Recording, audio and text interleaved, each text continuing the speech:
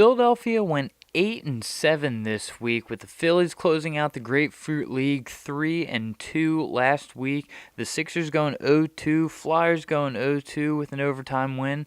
The Fusion win and then lose in the playoffs. Wings take a win, and so do the Union.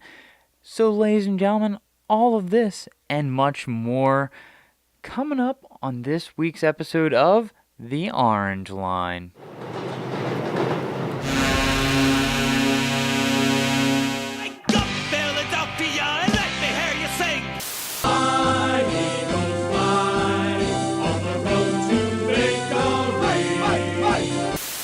He had high hopes. He had high hopes. Clap your hands, everybody, for Philadelphia 76ers. Welcome back, ladies and gentlemen, once again to Philadelphia's first and only 8-for-8 sports podcast, The Orange Line. Thank you for joining me. And before I get in, I just want to say thank you so much to everyone who has reached out and given some feedback on the podcast. I always really appreciate that. I want this to be as good as it possibly can be, because the Orange Line isn't just me, it is all of us.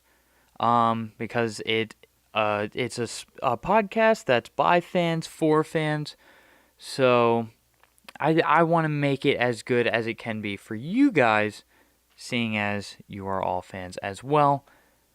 And what fans are we? Philadelphia sports fans, exactly. So, like I said, it's actually been, record-wise, a middle-ish kind of week for Philadelphia. But at the same time, it's actually been pretty good in some other aspects. So, let's just get right into it. I've been talking about the upcoming Fusion only podcast, where I'm going to talk about Overwatch and Overwatch League and how all of this works, which I'm very excited for. But I did say that that's going to come up just because there's going to be a break. The break is because Stage 1 of Overwatch League play has just happened. Culminating with the playoffs, which is just a couple of the top teams all play together for a chance at $500,000, which is pretty cool. But at the same time, that does mean that we got to see some more Overwatch, and the Fusion was one of those teams that was lucky enough to get into the playoffs. And they actually started everything off pretty well. I talked about how they were going to play Atlanta this week, which was a team that they played all the way back in week 1, where things pretty much were going back and forth. But when it came to playoffs, they actually won pretty handedly in the first round, 3-1, taking maps 2, 3, and 4. Which is great.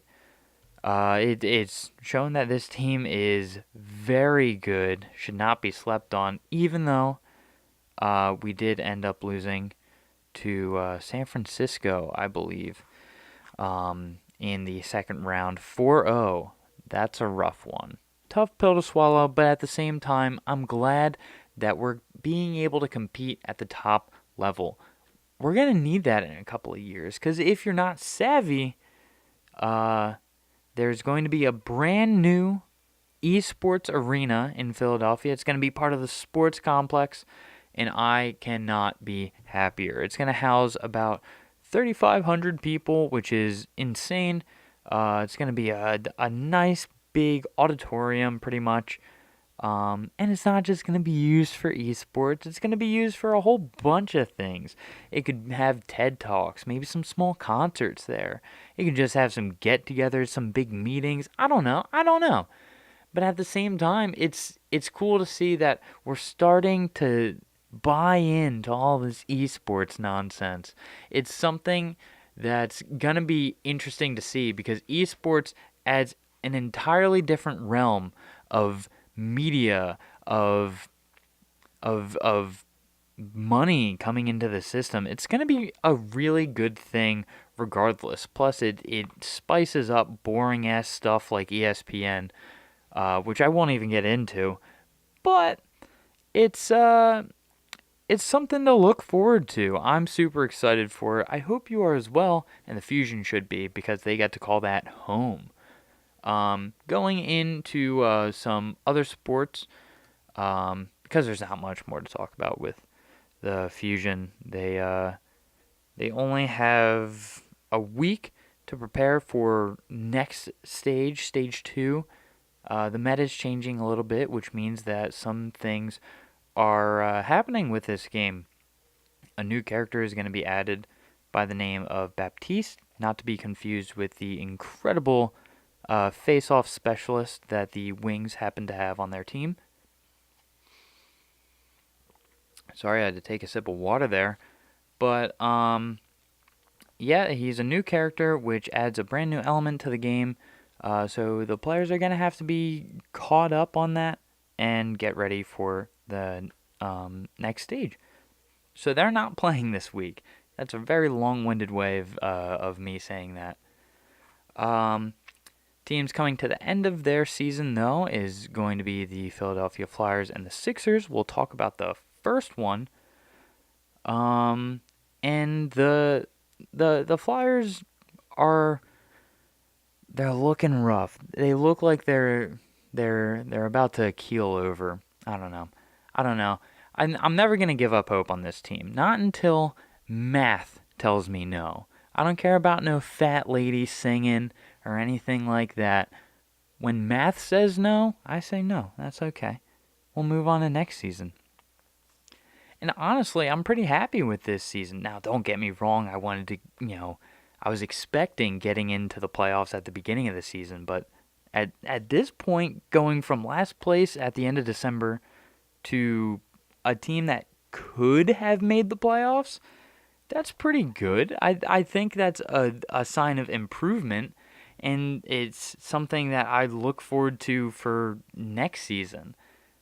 I mean, it's getting me excited, and when I get excited, for some reason my mind instantly turns into math. So I was thinking about a few numbers today, and thinking about keeping Scott Gordon or not as the head coach. And I know that's kind of been floating around out there. Do we just let him do whatever for the rest of the season and see what works, because he's not coming back next season? Maybe we get Coach Q or some other big name coach, or do we keep him around? And so what I was looking at was what would have happened if we had kept Hackstall for the rest of this season. We are 46 games past the point when Hackstall was relieved from his coaching duties, and it's a little interesting. So he coached in 31 games, sorry. He coached in 31 games, and in those 31 games this season, he won 12, lost 15, and went to overtime or a shootout 4 times and lost. So that was his record before he was relieved. And I was just like, well, what would it potentially look like if he had stayed with the team all the way up to now? They just kept going with it for some reason. And using numbers that I figured out from, season totals of like every year he's been a coach, and, breaking it down mathematically, of this much percent he wins, this much percent he loses, I made a bit of a prediction for what that season could look like after the point that he was actually fired. And interestingly enough, he after that point, he would be predicted to have 22 wins, 17 losses, and 7 overtime losses, which puts him at a record of 34, 32, and 11. Currently, the Philadelphia Flyers are 37, 32, and 8. which, I mean, the way you look at it, it makes us look like we won 3 more times. That is what it is. We lost the same exact amount, but we we were going to have a slightly better record. And if you're wondering where that would put us in the standings, that would mean that we are actually 4 points out of a playoff position instead of 8. Yeah, things are looking rough. But then I was also thinking about, well, what if we just didn't let this whole experiment happen with Dave Haxtell for this season? We cut him out immediately, and we go right in to Scott Gordon just for the season. And he has coached in 46 games for the Philadelphia Flyers, in which he has gone 25, 17, and 4, which is pretty good. But that breaks down into percents, did the whole same thing. And in those 31 games that he was not coaching, the record would have been 17, 11, and 3. 17, 11, and 3, which puts us at 42, 28, and 7 if we kept the same exact record that we have. And with that trend, would have simulated the first 31 games. That puts us at 91 points. And do you know where that puts us? In the second wildcard spot. So I feel pretty good about that. And I don't really know what that tells me, but it's something that makes me think that keeping Hack around as long as we did was really not worth it, because there's obviously other better coaches that were immediately available to us. But with a potential record like that, that also makes me think that maybe Q would not be the best fit here. Maybe we keep Gordon. And I personally think we should. He's shown us that he's working really well with these younger players, but at the same time, he is letting them grow. And I think this team's just going to get better. I think next season, like I've said before, is going to be a way better season than it was this season or last season. So I can't be really mad about that. The Flyers do have a couple of games coming up. They have 5 more in the rest of the season. 3 are happening this week, starting with Saturday at Carolina. Then on Sunday, coming back home against the Rangers. And then rounding out the week is on Tuesday, where they will be at Dallas. So 3 games this week. We're going to need some magic to happen in order to get back into the playoffs, potentially. Which is cool, because we might end up seeing that at Carolina next week. So, potential spoilers on that. But moving on up, we have the Wings, who won last weekend.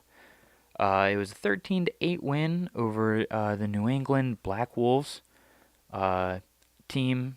Like I've said before, notorious for having busters on it. So it kind of makes sense that we won. I was lucky enough to see them win the last time they were available, but family obligations, fun family obligations got in the way of this one. But hopefully gonna be at the next one, which oh no, I'm not. It's an away game. They're playing on Saturday against the Toronto Rock, which is an insane name, by the way. But let's hope we can walk away with a win for that. Wings, that's down. Moving on to another sport, we have MLS. We have the Union. Hooray! Also did a great job this week. They went 1-0 in their one game, winning 3-0 against the Columbus Crew. Holy cannoli! That's pretty good, right? What else can I really say about that? A 3-0 win is good. That's how it works. Um, and another really good thing is the overall story of the game. Because it was a 3-0 game, cool, whatever. Two of those goals were scored by, I believe his name is David Acom or Akim.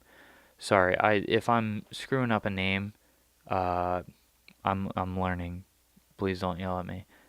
Um, but yeah, David Acom, who scored twice in that game.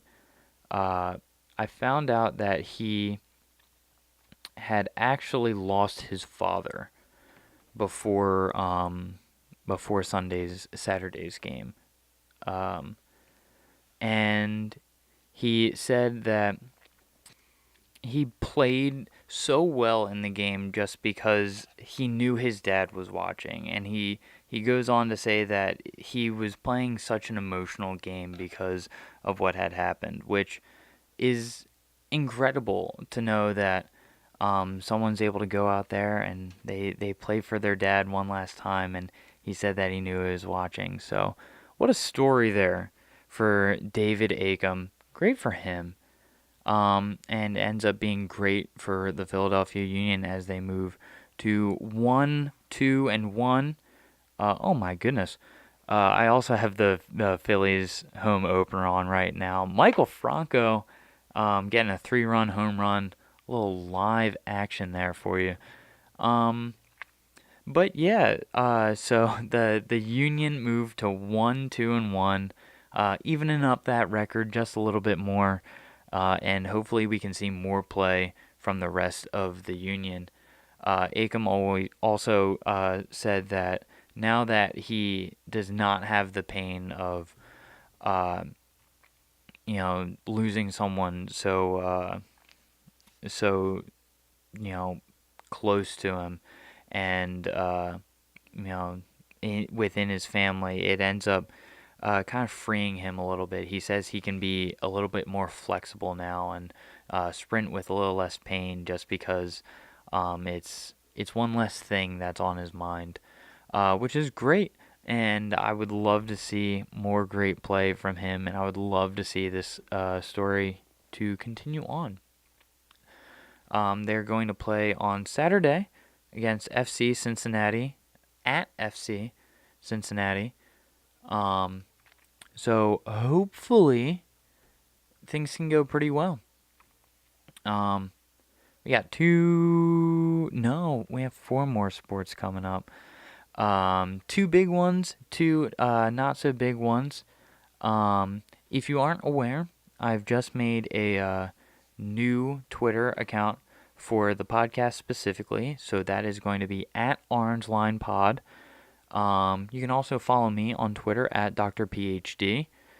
On the Orange Line, I'm gonna just be tweeting out some of the things that I see and hear on the internet about our Philly sports teams, and do live tweets Wednesday through Sunday um, about whatever sport I am watching for the night. Um, and that'll have some live updates of the scores. That'll be me, throwing out ideas, just talking about the game in general.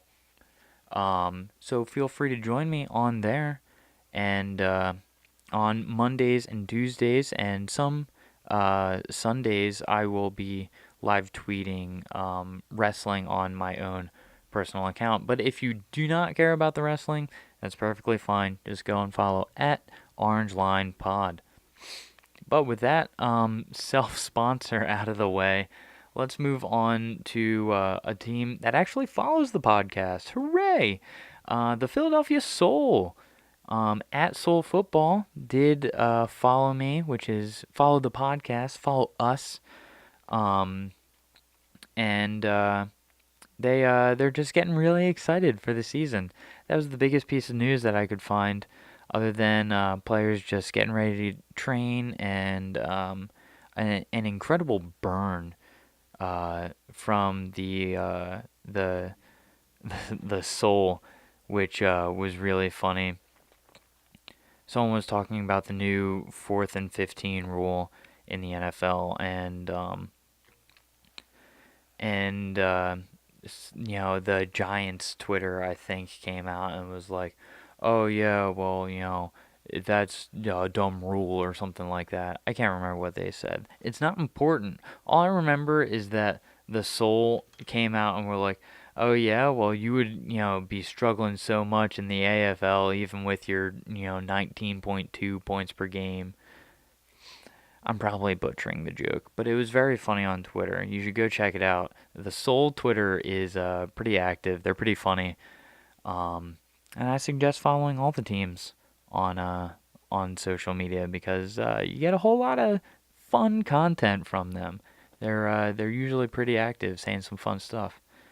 Um, and going from the AFL to the NFL, the Eagles are still in off-season mode.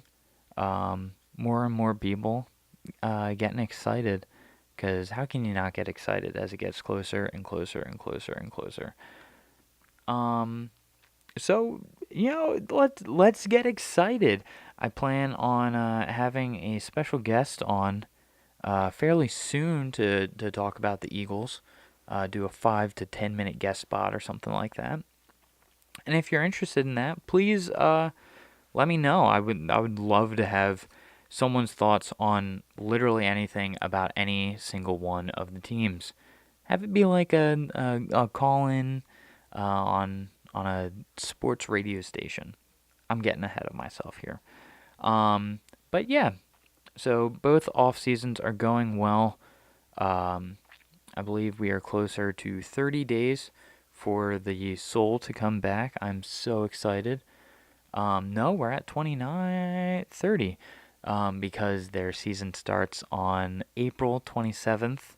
I got my tickets already. I'm gonna be excited. I hope to see you there. It should be a fun time. Um, and the Eagles, I don't know when first preseason game is, when real season game is. Um, I did see that they are hosting Baltimore to train for a couple weeks of just like, I guess, spring training or something like that, which is cool. I think that's a big deal, if I remember correctly. I should know more about it. But I just remember thinking, hey, that's pretty cool. Get some experience against just a different team, I guess. What if that means that, the next time we play the Ravens, we just like stomp them or they stomp us just because it's like we trained with them. We know how they play. I don't know. That's some anime type stuff. Moving ahead, another team that I said was reaching the end of their season is the 76ers, who last week just not sure what happened. They lost twice, and both of those losses were to Atlanta and the Orlando Magic. Um, which is not what you want to see from a team that's currently sitting in third in the East. I mean, taking a look at the Magic, they're in eighth, but they have a 37-38 record, and the Hawks are, I believe, mathematically eliminated from even being able to get into the playoffs. So why are we losing to a team like that? Shouldn't happen. Shouldn't happen. Um, and I, from what it's seemed like, um, I should say, talking to people, the the story seems to be that the players kind of just don't want to play against these undeserving teams. I like how that's how like bougie we are. We're just like, oh, we don't really want to play against these lower tier bullshit kind of teams. Um, but honestly, that's what we were told. Um, 119-98 against the Orlando Magic. Can't see that happening. You can't see that happening. Um, this late into the season. And I mean, we do have to start thinking about playoffs. I've seen a lot of people on Twitter talking about, um, where do you see, the future after these back-to-back losses? What's going through your head? What's going through my head is, um, I'm excited to see some basketball. I'm excited to see some high-level, top-tier basketball. Playoffs are right around the corner, and we're in third. I feel fine. These are teams that like we can kind of shrug off a little bit. I mean, the Magic one is one that we just really can't let happen. But like, I I'm not gonna really treat a loss to Atlanta as anything. I don't know. I just don't think it's that big of a deal. And maybe it is. Maybe I'm underselling it. Maybe I don't know the full story. Please let me know. Um, but yeah, it's not the best thing to see. We do have a long week of games up ahead of us. We have the Brooklyn Nets on Thursday. Today, believe I'm going to be live tweeting that game, so that'll be fun. Then Saturday we have the Timberwolves from Minnesota at Minnesota. Then we have the Mavericks on Monday, and then another game against Atlanta on Wednesday. So hopefully we can at least avenge that loss and really just get back into it. Uh, I'm excited. This is what's getting me through March right now. You can keep your March Madness. The real sports are the Philadelphia sports. Also, shout out to Villanova, but not for a good reason. Why did you lose? Why did you lose, and why did you lose like bad? It's kind of lame. But so, we left it to the end. I'm watching it as it's happening. It's Phillies baseball. We finally have baseball back in Philadelphia. Isn't this great? I think so. I think it's pretty great. The Phillies are currently up 6-1, but last week they went 3-2, rounding out their Grapefruit League season. They call it the Grapefruit League. I imagine it's a season. It's just a season that no one cares about. I don't know. Spring training is done, and we're finally in that stage of, well, let's play some baseball. Um, so with that being said, up 6-1, team at full strength. We got all the players that that we really need. I can't really be mad at this team. I really can't. I think this is going to be really fun. Um, and I think I don't know.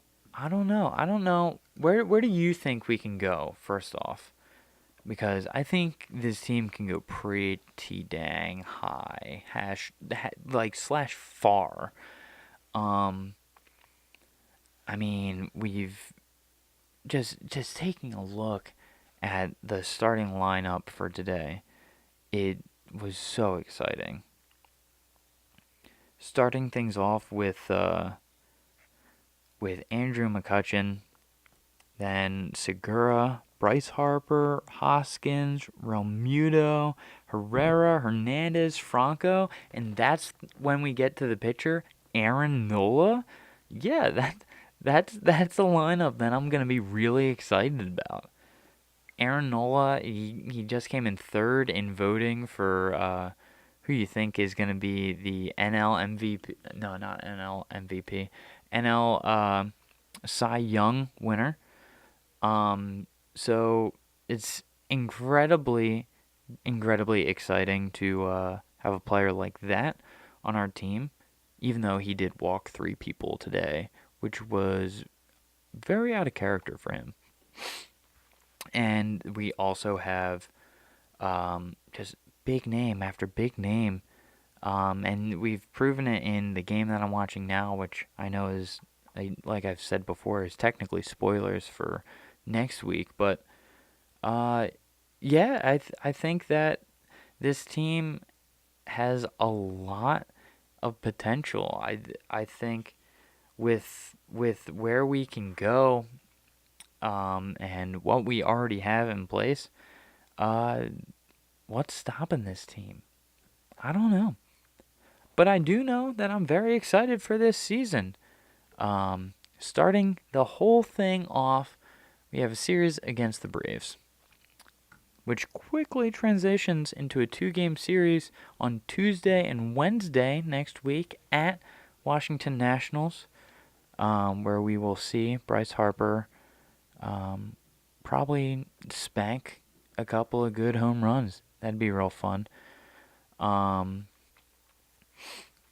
so it's gonna be fun to watch this team. It's gonna be fun to have a good Phillies baseball team again. They keep showing Jimmy Rollins all over TV. They're excited to have him back. Hey J-Roll, how you doing? But another thing they've been talking about a whole lot is that it's got that feeling again. It's got that '07, '08 kind of feeling where it's like we know we have a good team and we know we can win a whole lot of games and we know we can do pretty dang well. So that's what I'm hoping for. That's what I'm excited for. Pretty dang good baseball. And I hope you are too. Thank you for listening today. It is always fun doing these, and I hope to continue to do a lot more of them. And starting next week on Friday, which I believe is going to be the 5th, you can catch my first edition of my wrestling podcast. It's going to be the half hour of Power PWR Pro Wrestling Review. It's going to be a fun time talking about some of the biggest happenings in the professional wrestling world. A whole lot of stuff on WWE because that's what's mainstream. That's what people know. But there is other stuff going on out there. So if there's something important, I'm going to talk about it. But with that being said, I hope you enjoyed today's podcast. Please let me know in the comments below. Hit me up on Twitter and hit the podcast up on Twitter at Orange Line Pod and at Dr. PhD. Just tell me what you think. What are you most excited for going into the Phillies season, or what's going through your mind about any other sports team out there? Please let me know. And with all of that said, I hope you have a fantastic day, and I will see you next time on the 20th edition of The Orange Line.